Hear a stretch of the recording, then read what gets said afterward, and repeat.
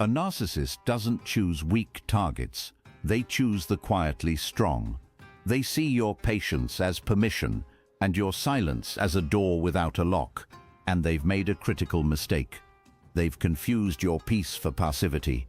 Today we're using the strategy of Miyamoto Musashi, a man who was never defeated in over 60 duels, to show you exactly how to take the fuel out of their fire and become the one person they can never control. There are 3 principles, each one does a specific job, and the third one is what pulls everything together. Let's get into it. The first principle, Mushin. Musashi trained for decades to achieve a state called Mushin. Most people translate it as empty mind. That's not quite right. Mushin means a mind that is not waiting for a verdict, and that is exactly where a narcissist gets their power over you. Most men in this situation are running a quiet loop in the background every single day, waiting to be acknowledged, waiting to be respected, waiting for the moment they're finally treated the way they know they deserve. That waiting is real, it is exhausting, and it is the exact opening a narcissist walks through every single time. A narcissist senses that waiting immediately. Every time they withhold acknowledgement, that's leverage. Every time they go cold after a moment of warmth, that's a lesson being taught. Their strategy is to make their approval the currency and put you in a position where you keep earning it. That trying keeps confirming their position of power, and the loop keeps running because you keep feeding it. Mushin cuts the loop, not by pretending you don't care, or by building walls, but by becoming a man who has already settled the question of his own worth. A man who is already full cannot be starved. A man who doesn't need the verdict cannot be controlled by withholding it. What this actually can feel like. You know the moment. You did something well, something real, and instead of acknowledgement, you got silence. Or worse, you got a subject change, and you sat there and felt something you couldn't quite name. It wasn't just disappointment, it was the specific sting of being made to feel like what you brought wasn't enough. Like you weren't enough. And here is the part that nobody talks about. You didn't just feel that in the moment. You carried it. You replayed it. Later that night, you wondered what you could have done differently. You maybe even worked harder the next day, trying to close a gap that the other person had no intention of closing. Because that gap was the whole point. That gap was keeping you reachable. That is what living without Mushin looks like. Your entire emotional state becomes a function of someone else's behavior. Good day when they're warm, bad day when they're cold, and you wake up every morning not knowing which version is walking in. That is not a relationship. That is a hostage situation with good moments scattered in to keep you from leaving. Here's the action. Every morning this week, before you check your phone, before you interact with anyone, write down one thing you did yesterday that you respect yourself for. Not something impressive, something real. You kept your word to yourself. You handled something difficult without complaining. You showed up when you didn't feel like it. This is not a journaling exercise. This is a rewiring exercise. You are training yourself to generate your own signal instead of waiting for one from outside. Most men have spent so long in these dynamics that their internal signal has gone quiet. They stop trusting their own read on themselves because someone spent months or years undermining it. This exercise rebuilds that signal one day at a time. In the first week, it will feel small. Do it anyway. By week 2, you will notice something. The moments that used to knock you sideways, the cold shoulder, the dismissal, the withholding, will start to land differently.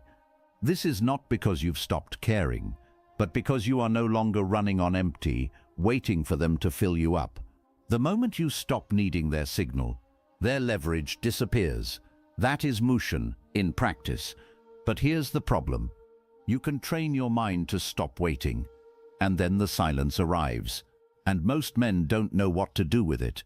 That's exactly what the second principle was built for. The second principle, Dokkodo. In the final week of his life, Musashi wrote 21 principles. He called it the Dokkodo, the way of walking alone. One principle speaks directly to why men stay in these dynamics far longer than they should. Do not, under any circumstances, depend on a partial feeling. Here is what a partial feeling looks like in real life. The narcissist is cold to you for days. Then one afternoon they're warm. They seem like themselves again.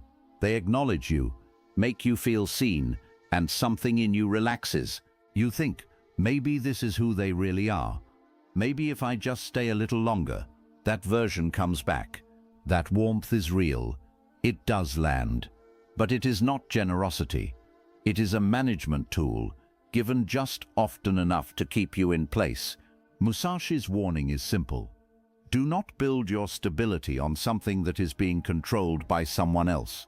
The answer is to require consistency, not perfection, because no relationship is perfect, but consistent treatment that actually matches your worth. And to walk away from anything that cannot offer that. Not dramatically or with a speech, quietly. Because walking alone, in Musashi's sense, is not about isolation. It is about refusing to shrink yourself, to fit a space that was never designed to hold you fully. Now here is what this can feel like.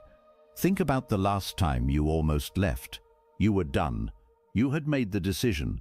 And then they did something, said something, gave you just enough of what you had been waiting for. And you stayed not because things changed, but because the feeling was real in that moment. And you chose the feeling over the pattern. That is not a weakness. That is what humans do when they care about someone. But a narcissist knows this about you. They have learned exactly how much warmth is required to reset the clock. They have calibrated it, and every time it works, they file it away. They know your number. They know how long they can go cold before you reach your limit, and they stay just inside that line. Most men in this situation are not confused about the pattern. They are hoping the pattern will change. That is a different problem. Hope is not a strategy. And the longer you wait for a change that requires the other person to confront the thing they have spent their entire life avoiding, the more of your life you spend waiting for something that is not coming. Here's the action to take. Write down the pattern, not the good moments. Look at the last 30 days and ask yourself one question. How am I treated on an ordinary Tuesday when there is nothing to gain from being kind to me? Not the birthday or the day they needed something from you and were suddenly warm. The random Wednesday, the regular evening when there was no audience and no benefit to treating you well.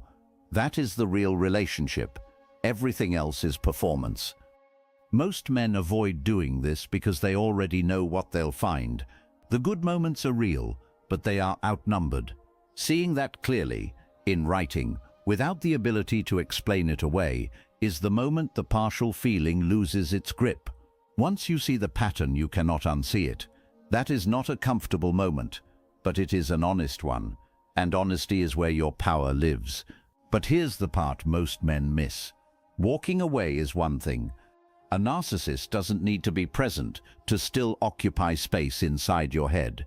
The doubt they planted keeps running, even after they're gone. That's exactly what the third principle was built to destroy. Walking alone is a discipline, but most men eventually look back over their shoulder, wondering if they actually matter, wondering if the silence means they were wrong about themselves all along. That moment right there is when the narcissist wins, not through presence. It is through the doubt they left behind. Musashi had a direct answer for this. He called it the void, and it is the only place a narcissist's weapons cannot reach. The third principle, the void. Most men who have been through this know their worth intellectually. They could list their qualities if you asked. But underneath that, there is a question that keeps running quiet and persistent in the background. Would I still matter if no one confirmed it? That question is what the narcissist seeks. Every act of dismissal is targeted directly at it. Every time they talk over you, overlook you, treat you like an afterthought, they are pressing on that exact spot. Not always consciously, but consistently. Musashi's answer was not to protect the wound. It was to do the work until the wound no longer existed. He called this the void. Not emptiness, a foundation.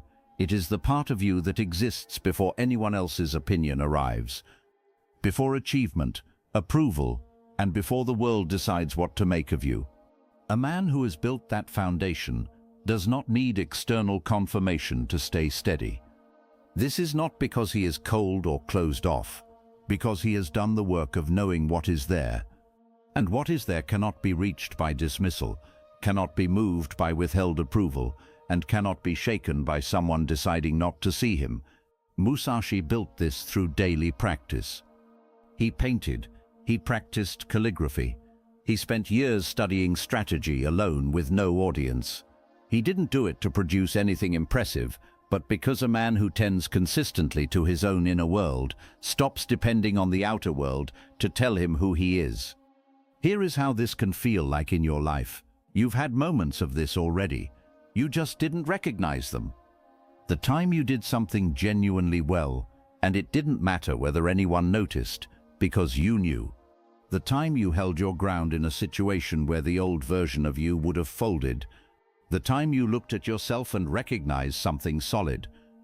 Those moments felt different from the ones where you were waiting for approval, quieter, more stable, less like relief, and more like fact. That feeling is not an accident.